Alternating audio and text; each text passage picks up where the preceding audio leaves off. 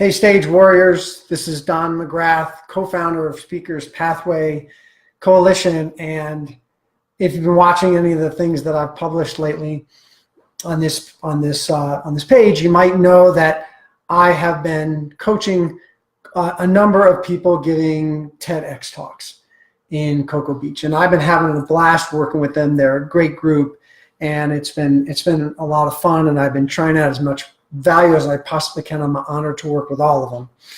And to help me be a better coach for them for a TED Talk, what I've been doing is studying some of the best TED Talks.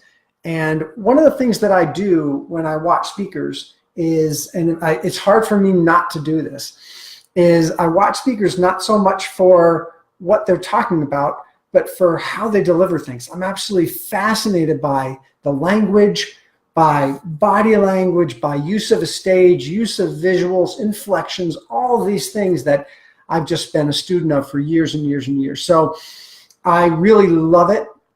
Whenever I'm watching someone on stage live, I can't help myself but take pages and pages of notes. So I've really been having fun doing this with some of the top TED Talks of all time. And so one that I did recently was Simon Sinek's his talk about best leaders lead with why. And so I obviously I can't, because TED is very protective of their material. I can't show you that video, but I did put a link so you can go to TED.com YouTube channel and watch Simon's talk and see what you think.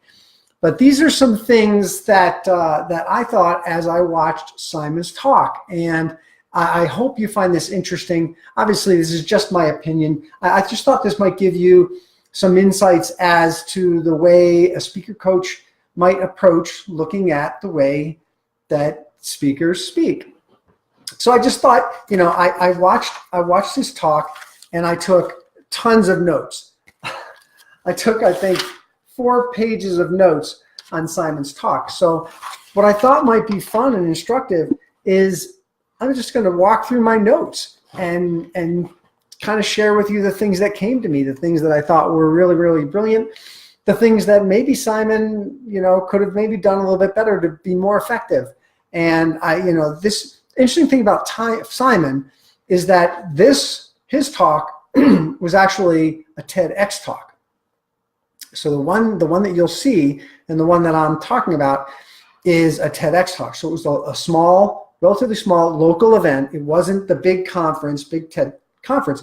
So interestingly enough, he's got over 40, actually today it's 43 million views, and it's the second most popular TED Talk of all time. So you TEDxers, don't lose faith. You can still get tremendous exposure if your talk is like Simon's, which is just absolutely amazing. So I'm just going to share with you my notes, and I'll be interested to hear what you think of this. So Simon's talk, how great leaders lead with why. And so, one thing that's interesting about this Simon's talk is he used a flip chart.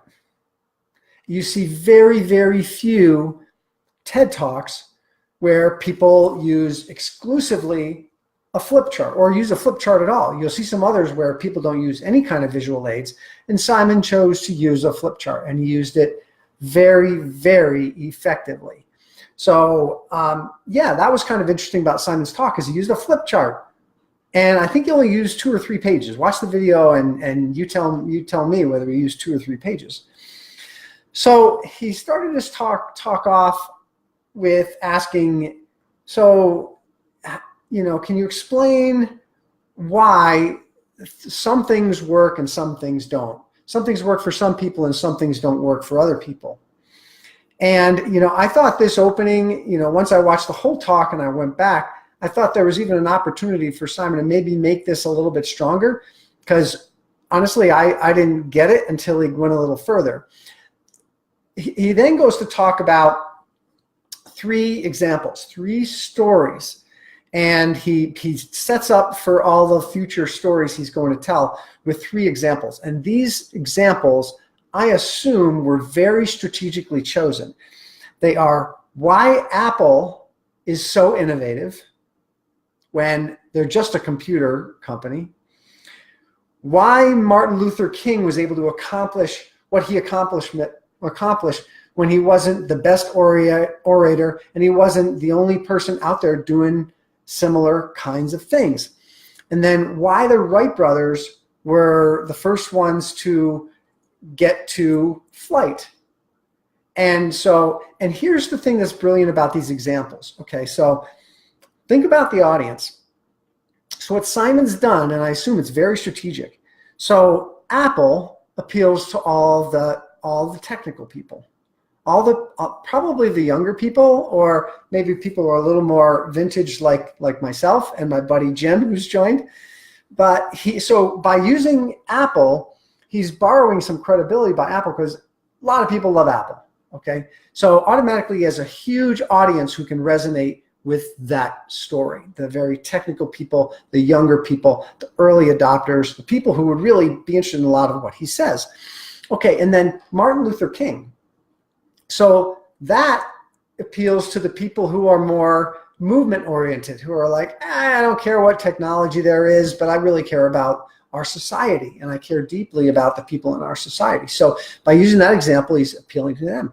And then the Wright brothers, well, that appeals to the scientific, maybe people like me.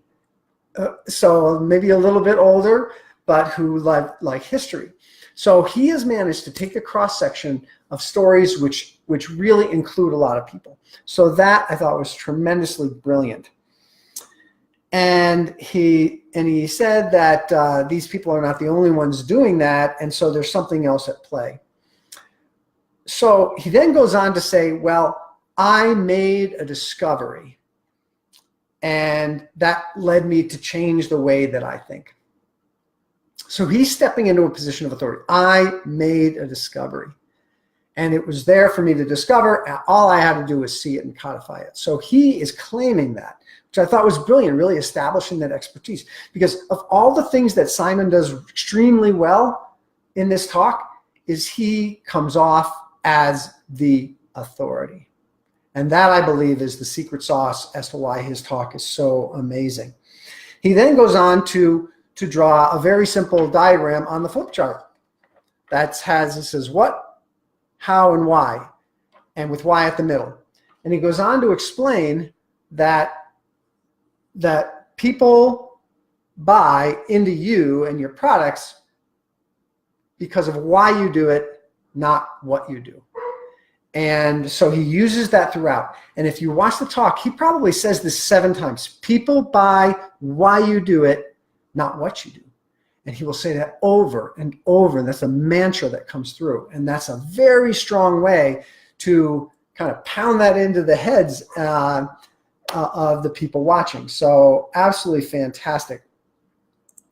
So I just thought that piece was just amazing what he did.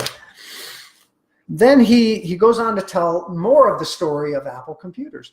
And he goes on to say that, if Apple marketed like everybody else did, they would do this in a certain way. They would say, hey, we're an Apple computer, we make a great computer, it runs such and such fast, and it does this and has these features, and would you like to buy one? And instead, they say, we see the world differently. We challenge the status quo at every turn. We think differently, and we make products that are beautiful, fun to use, and user-friendly. Would you like to buy one of our computers?